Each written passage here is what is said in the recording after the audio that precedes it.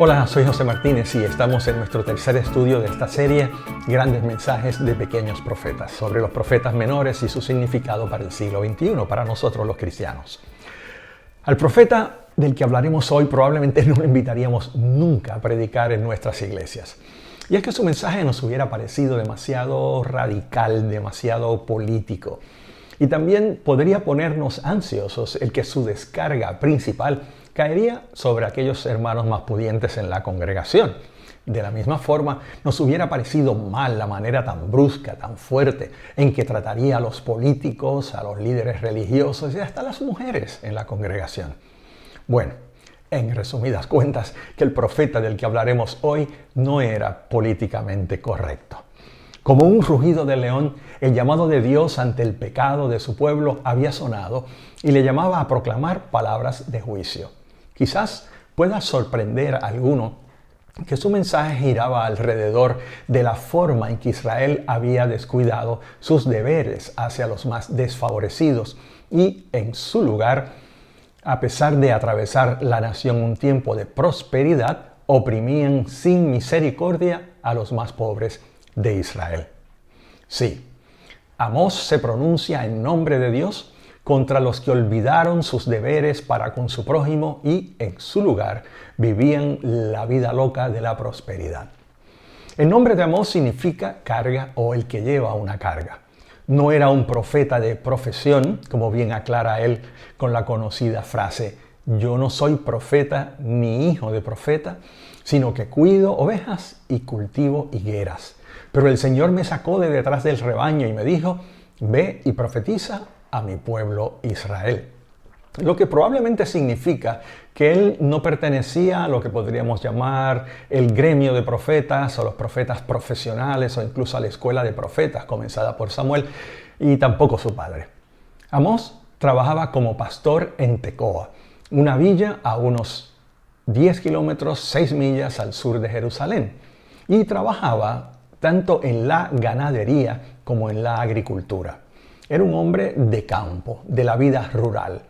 Las palabras usadas aquí para describir su tarea, sin embargo, indican no tanto la labor directa con el ganado o del cuidado específico de las bestias o una responsabilidad directa con la plantación, sino que sugieren una responsabilidad mayor. Se dedicaba a la crianza de estos animales, sí, y también trabajaba como pinchador de sicómoros, sí, una variedad de higos que necesitaban de ese proceso para que maduraran, pero seguramente él era más bien un administrador, un capataz o un jefe, quizás era el dueño o el hijo del dueño. De modo que Amós era, en términos de hoy, un laico, un empresario a quien Dios llama al ministerio que duró poco tiempo, 2 años como máximo. Amós es uno de los primeros profetas, si no el primero, en dejar su legado por escrito. Fue también el primero en profetizar la futura destrucción del reino del norte que ocurriría unos 30 años después. Pero recordemos algo importante, y es que Amós era natural del reino de Judá, del sur, pero Dios lo llama a profetizar en y en contra del reino del norte, Israel, una posición delicada. ¿Por qué profetizar arriesgando su vida? Él dice, porque Dios me había hablado y por lo tanto yo tenía que hablar. Ruge el león, dice el verso 8. ¿Quién no temblará de miedo? Habla el Señor omnipotente. ¿Quién no profetizará? Esto nos debe hacer pensar un poco. Y es que la actitud de Amós ante su llamado es probablemente la de los verdaderos siervos de Dios. Mientras la persona arrogante y llena de sí misma piensa que su llamado es una puerta al protagonismo o un premio a sus virtudes, los de espíritu humilde, como Amós, reaccionan de esta forma. Igual que otros siervos de la Biblia que conocemos. Por ejemplo, cuando Dios llama a Moisés, Moisés dice, yo no sé hablar. Cuando llama a Jeremías, este dice, soy niño.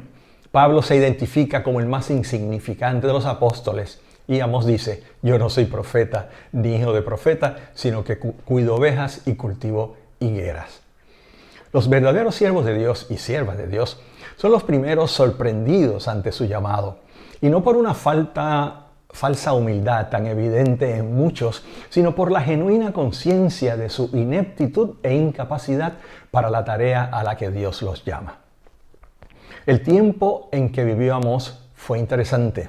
Ya habían pasado 200 años desde la división del reino en el 931, y fue una época en la que le tocó vivir a Amós, hemos dicho interesante, porque durante ese tiempo el orgullo nacional había aumentado. ¿Recuerdan cuando hablamos de Jonás? Y esto gracias a importantes cambios en los ámbitos geopolíticos y económicos. Jeroboam II era el rey en Israel. Internacionalmente, los cambios que recién se habían dado en el panorama político eran muy importantes.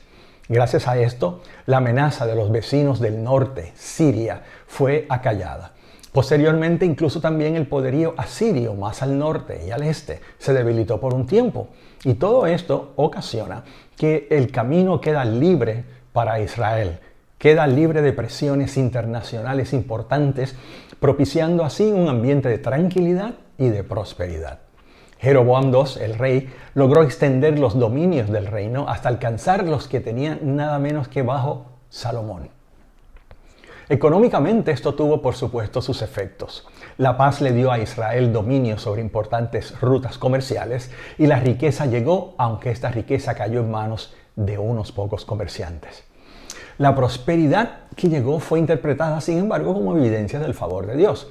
Pero junto a esta prosperidad también aumentó la impiedad hacia Dios y la injusticia hacia los más pobres. Es por eso que buena parte del contenido del libro de Amós es de juicio. La preocupación por el cumplimiento de la ley de Dios y por el buen trato hacia los pobres llevó a Amós, por instrucción divina, a dirigir mensajes de gran fuerza contra Israel, contra naciones vecinas y contra algunas personas de importancia. Hoy llamaríamos a Amós un profeta revolucionario, un profeta político. ¿Cuál era la situación espiritual de la nación mientras tanto? Bueno, los altares que había construido Jeroboam I, los altares de Dan y Beerseba, seguían funcionando.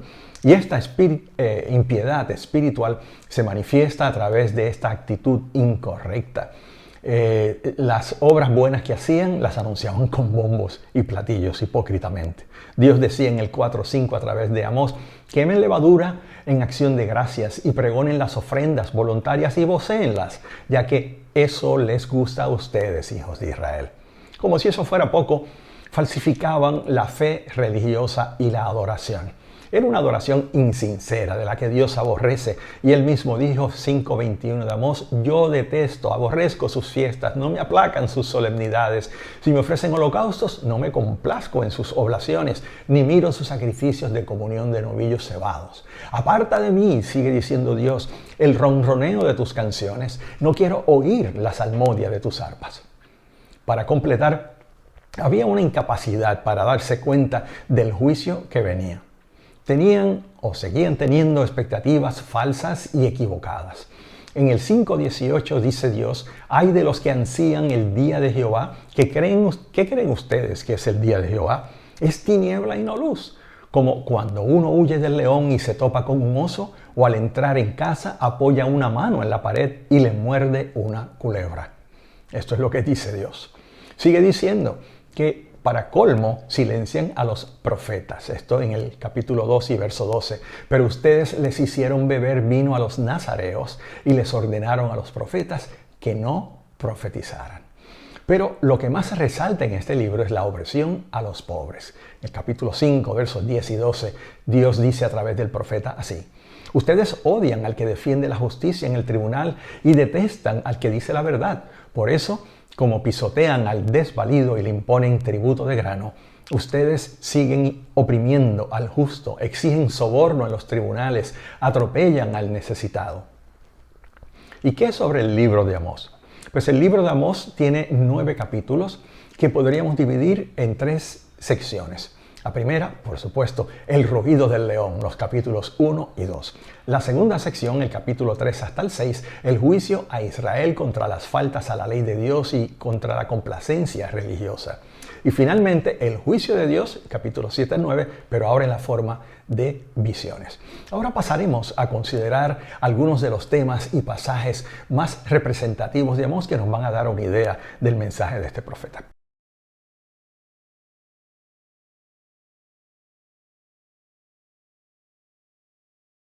Primero, otra vez, por supuesto, el rugido del león. Ruge el león, ruge el Señor desde Sión, truena su voz desde Jerusalén. Y comienza aquí el juicio a 6 naciones vecinas. Se acusa a ellas de crímenes contra la humanidad.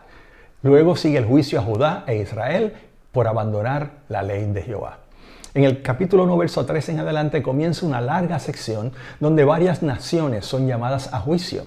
Primero a las naciones paganas que rodeaban a Judá y a Israel, luego a Judá, su propio pueblo, y por último a Israel. Y lo hace siguiendo un orden geográfico interesante, como un círculo contrario a las manecillas del reloj. Hasta aquí, los profetas de los que leemos en el Antiguo Testamento habían dirigido su mensaje al pueblo de Dios, como por ejemplo Elías, Eliseo y Samuel. Pero esto cambia con Amós. Con el juicio de Dios sobre las naciones paganas comienza como una nueva era en el ministerio profético.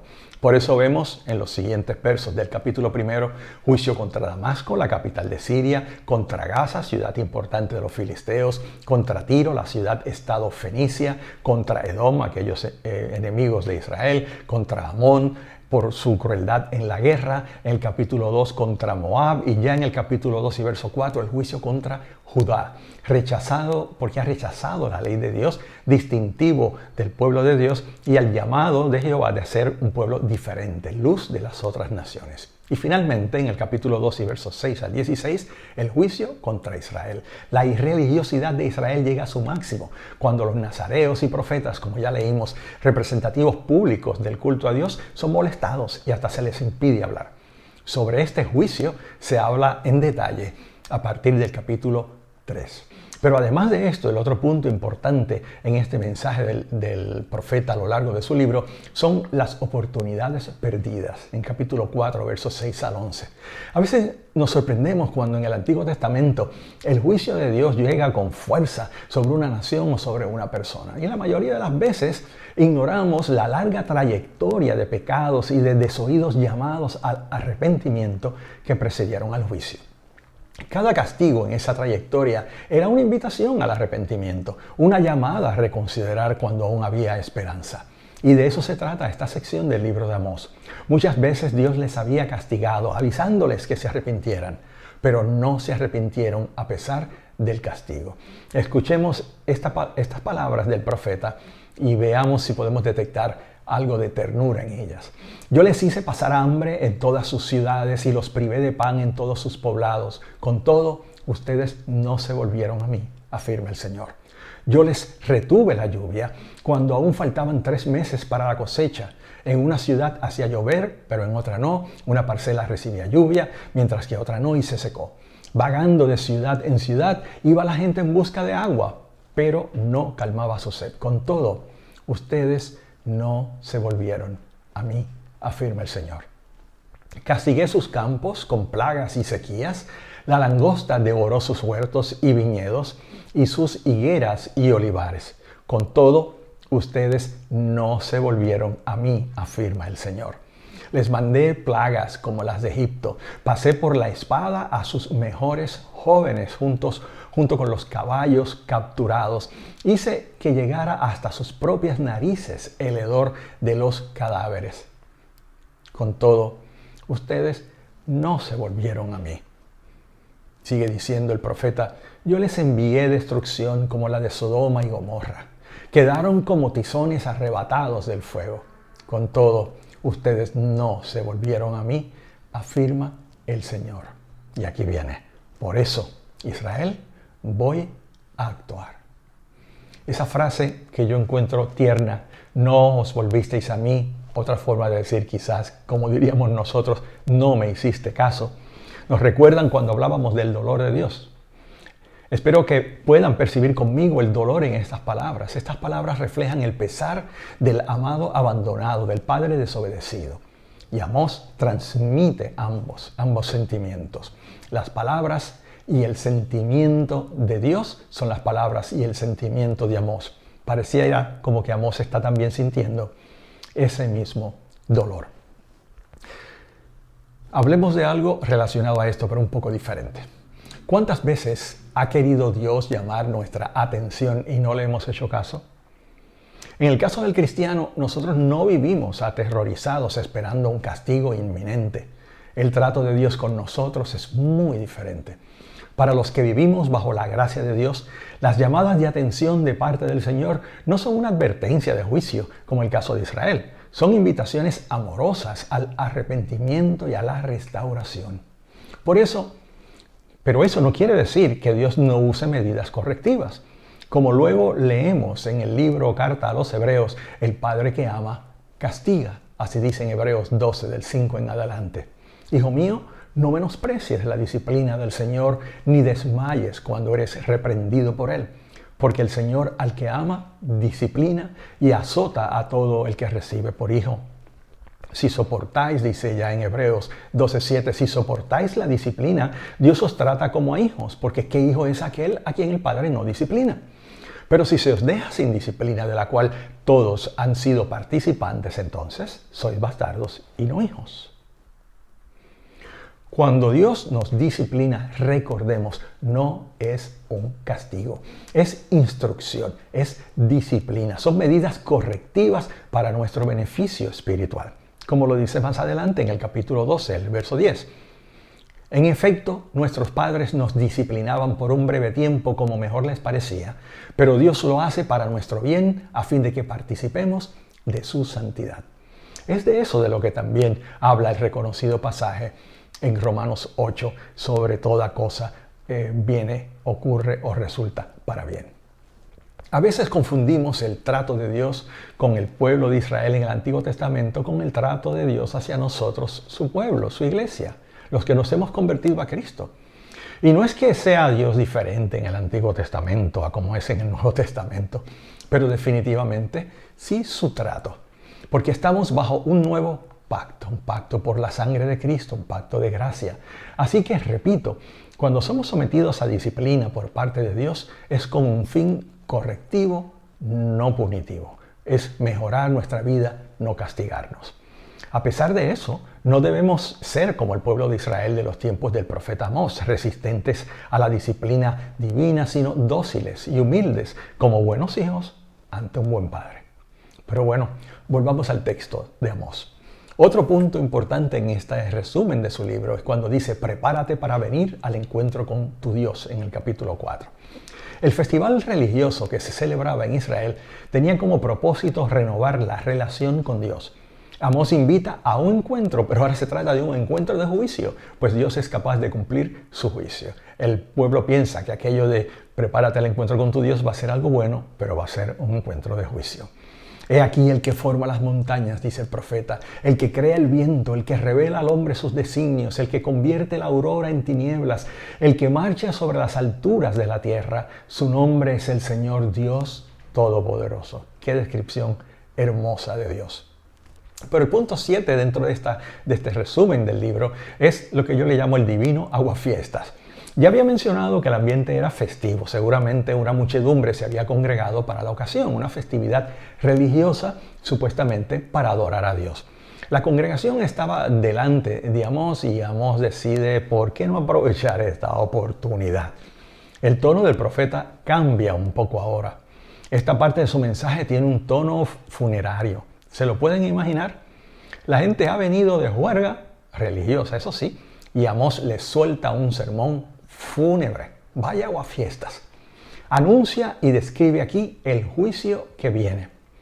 Algo es obvio en este mensaje: la prosperidad lograda no será disfrutada y el juicio incluirá el exilio. Dice en el verso 27, entonces los mandaré al exilio más allá de Damasco, dice el Señor, cuyo nombre es Dios Todopoderoso.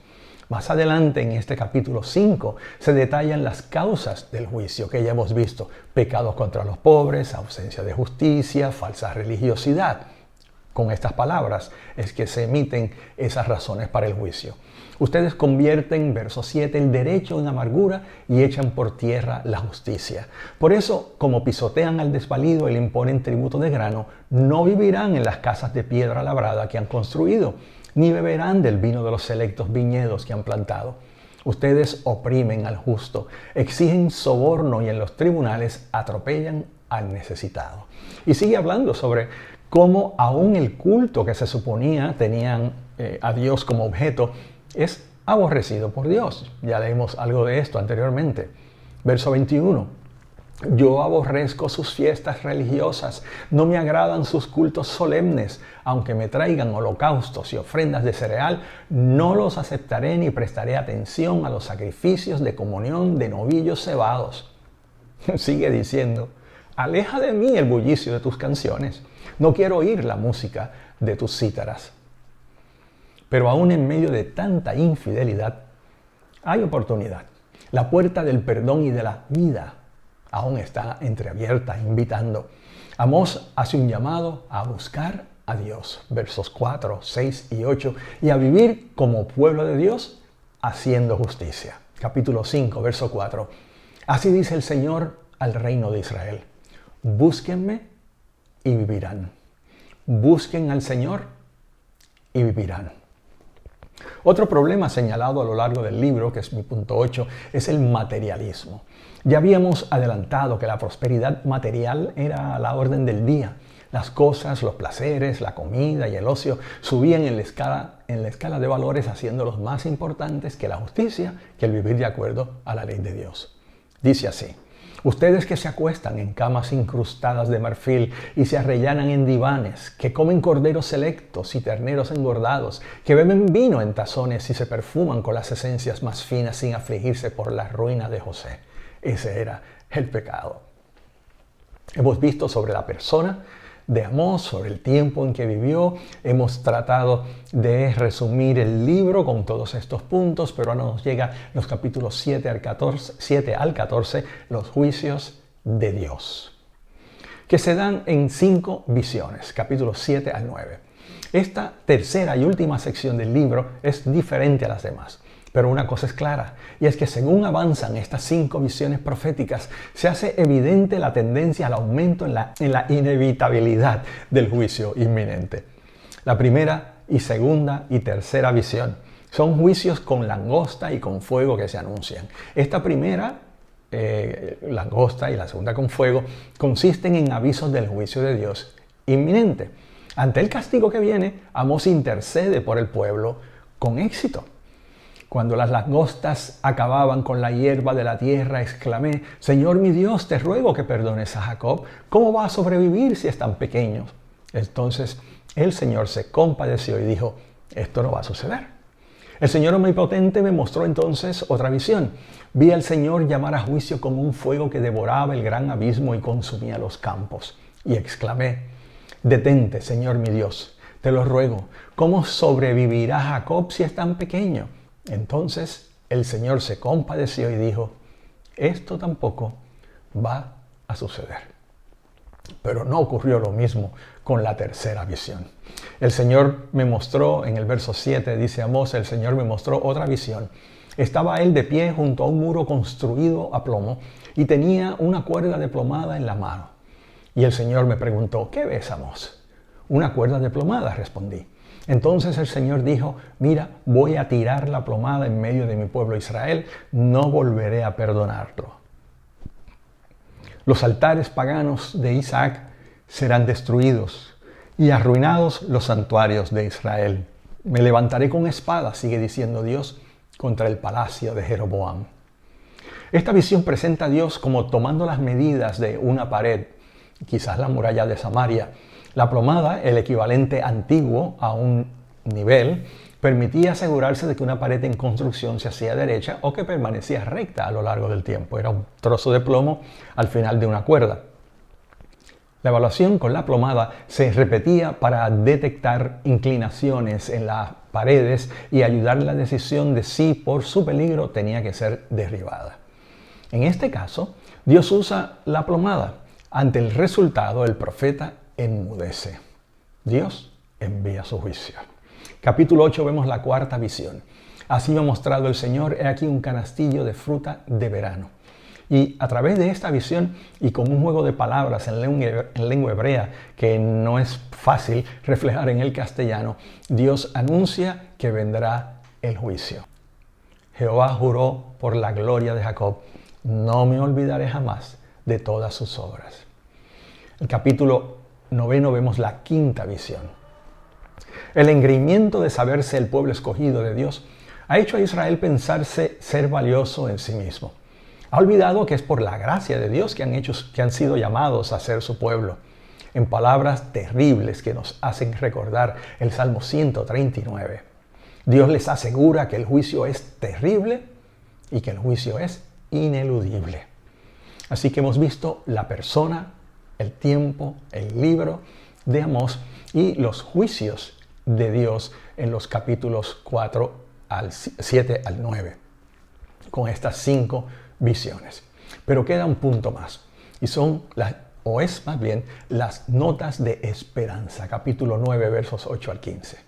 En medio de tanto anuncio de destrucción y de dolor, llegan nuevamente bellas palabras de esperanza. Serán zarandeados, pero no acabados, pues Dios dice, no destruiré del todo, y habla de una restauración venidera en aquel día. Así dice el verso 11 del capítulo 9. En aquel día levantaré la choza caída de David, repararé sus grietas, restauraré sus ruinas y la reconstruiré tal como era en días pasados.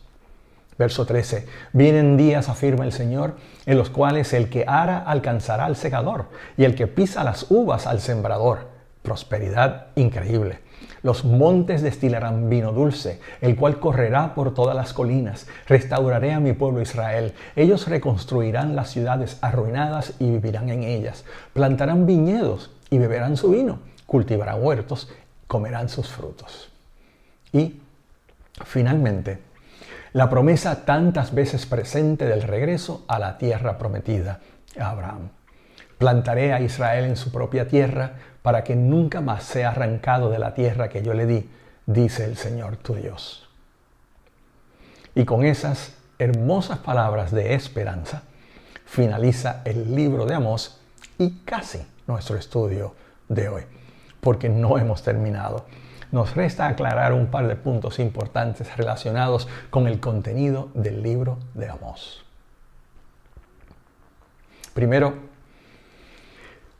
el efecto del rompimiento del pacto. Esta importancia que le da Dios aquí en el profeta Amós a la injusticia social. Y es que el libro de Amós tiene una importante peculiaridad que no podemos pasar por alto si lo vamos a estudiar. Y es que su tema central es la justicia social, el no fallarle a los pobres, por obediencia a Dios, por supuesto, a la ley de Dios. En el Antiguo Testamento podemos notar sin dificultad que Dios muestra un particular interés por niños, por huérfanos, por los pobres y por los extranjeros. O sea, por todos los que son marginados de la sociedad. Aunque me parece que hemos mejorado muchísimo, especialmente entre nuestros hermanos pentecostales y por supuesto los evangélicos, no siempre hemos dado la importancia debida a lo que llamamos acción social. De joven creyente recuerdo que me enseñaron que no era bueno ayudar a los pobres porque entonces vendrían a la iglesia por los panes y los peces. Eso fue lo que me enseñaron. Incluso en el ámbito misionero esta enseñanza se dio de una manera u otra hasta que en el 1974, en uno de los puntos del Tratado de Lausana tan importante, se hizo claro el compromiso de las iglesias evangélicas de ayudar a los pobres también. El segundo punto que me resta es la pregunta, ¿juzga Dios a las naciones hoy? En varias ocasiones leemos en el Antiguo Testamento expresiones de juicio contra Israel y contra otras naciones, como en el libro de Amós. Y es algo que seguiremos viendo en otros profetas a lo largo de nuestro estudio. Esta es la clase de juicio que la mayoría de los creyentes a veces piensan que Dios está realizando sobre las naciones impías de hoy. ¿Es esto así? ¿Aplica Dios hoy su juicio de la misma manera? Esto no debería ser un tema difícil, pero se ha convertido en un tema difícil y hasta conflictivo. Debemos recordar que si el castigo de Dios fuera a base de los pecados de las naciones, seguramente serían diferentes los ajusticiados y el castigo sería más selectivo, dirigido a aquellos verdaderamente responsables de la maldad indecible, de la que son en realidad responsables los grandes y los poderosos. Lo abordaré este tema con una serie de proposiciones que creo que se ajustan a la enseñanza de las Escrituras, Antiguo y Nuevo Testamento, y que vienen tan a cuenta, entendido lo que hemos atravesado en los últimos años. Punto número 1, Dios es soberano y puede hacer lo que le plazca. Número 2, Dios ha decidido actuar de manera diferente en nuestro tiempo a como lo hacía en los tiempos del Antiguo Testamento. Así que no se trata de cómo Dios lo hizo en el pasado, sino de cómo Dios ha escogido actuar en el presente. En los tiempos del Antiguo Testamento, punto número 3, el trato de Dios con la humanidad solía ser en base a su relación con Israel. Hoy no. Número 4. Atribuir caprichosamente al juicio de Dios los desastres naturales es un acto que a mí me parece irresponsable. Huracanes, temblores, COVID-19, castigo de Dios. Creo que por lo que el Antiguo Testamento y el Nuevo Testamento nos enseñan y por lo que podemos observar a lo largo de la historia, sería algo presuntuoso de nuestra parte afirmar que conocemos cuando una catástrofe que sobreviene sobre alguna nación ha sido en realidad acción del juicio de Dios. Aún en los tiempos del Antiguo Testamento, los juicios de Dios sobre naciones no fueron tan frecuentes como nos parece. Y es que al pasar las páginas de la Biblia, a veces nosotros no nos damos cuenta del tiempo que está transcurriendo. Recordemos que las narraciones de la historia bíblica incluyen principalmente unos 1000 años, desde Moisés hasta Malaquías. Y durante este tiempo, ¿de cuántas naciones leemos que fueron objeto del juicio de Dios por su pecado? No son tantas como pensamos, ¿verdad? Entonces, ¿cómo es que durante menos de 100 años nosotros los evangélicos hemos catalogado como juicio de Dios innumerables desgracias? ¿Es que acaso las naciones hoy son más pecadoras que las antiguas? ¿Qué compara con la degradación espiritual y moral que vemos en la antigua Babilonia, donde se sacrificaba a niños poniéndolos en los brazos del dios Moloch, una figura de metal caliente al rojo vivo? ¿Y qué de Sodoma y Gomorra, donde la concentración de la perversidad sexual probablemente no ha sido igualada jamás por nación alguna? Aunque a veces decimos lo contrario. ¿Y qué de los pueblos que no se han distinguido por su maldad, pero han experimentado indecible dolor? ¿Están recibiendo el juicio divino? ¿Y qué de los abominables pecados de naciones poderosas que parecen seguir impunes a pesar de su pecaminosidad? ¿Qué de China y su política oficial de hacer que cada matrimonio tenga un solo hijo, fomentando así el aborto? ¿Cuántos millones de bebés han muerto allí? ¿Y qué de la Rusia atea y los millones acabados por Stalin? ¿Y qué del rampante materialismo de los Estados Unidos y de los abusos de esta nación poderosa sobre naciones más pobres? ¿Acaso no debería Dios juzgar eso? ¿Qué de los países del norte de Europa con su amoralidad? Amados, los seguidores de Jesús no somos llamados a pedir el juicio de Dios sobre naciones pecadoras, como lo hicieron Juan y Jacobo con la ciudad samaritana, si recuerdan. Somos más bien llamados a la intercesión, como el intento de Abraham previo a la destrucción de las ciudades malvadas, Sodoma y Gomorra, o como Moisés intercediendo por un pueblo duro de cerviz, o Samuel, el profeta, quien dijo, ¿cómo voy a dejar de orar por vosotros? O el mismo Jesús en la cruz, perdónalos porque no saben lo que hacen. ¿Cuántos se han atrevido a interpretar nuestras desgracias del 2017, Irma y María, como castigos de Dios? Los temblores de tierra, el COVID-19. ¿Qué sugiero? ¿Cuál es mi consejo?